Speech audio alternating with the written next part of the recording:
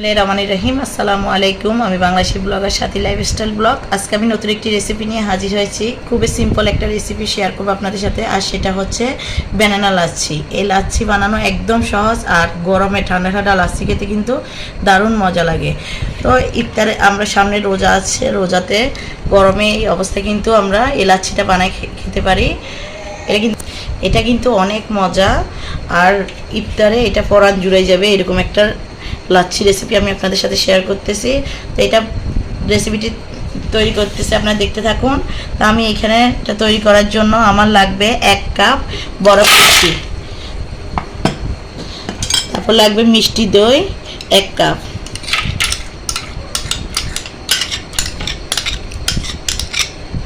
চিনি লাগবে 2 টেবিল চামচ, গুঁড়া দুধ লাগবে 2 টেবিল চামচ, আর লাগবে একটা কলা। কলাটা এইভাবে স্লাইস করে কেটে দিতে হবে, এভাবে স্লাইস করে কেটে দিতে হবে। এখানে কিন্তু আমার প্রয়োজন একটা কলা।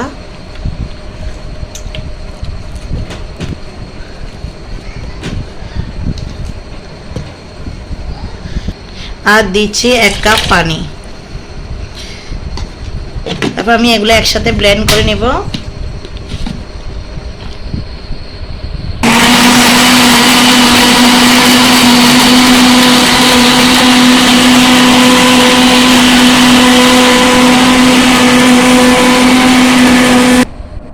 আমি এটা 2 মিনিট ব্লেন্ড করব, এই জন্য আমি প্রথমে 1 মিনিট করেছি, আবার 1 মিনিট করব।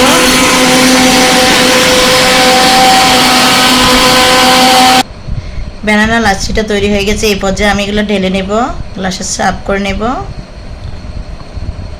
দেখুন কতটা সুন্দর হয়েছে।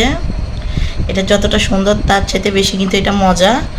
আপনার বাসা অবশ্যই এইভাবে একবার ট্রাই করে দেখবেন। তো আমার নিত্য নতুন রেসিপি দেখার জন্য আমার চ্যানেলটিকে লাইক, কমেন্ট, সাবস্ক্রাইব করে আপনার পাশে থাকবেন।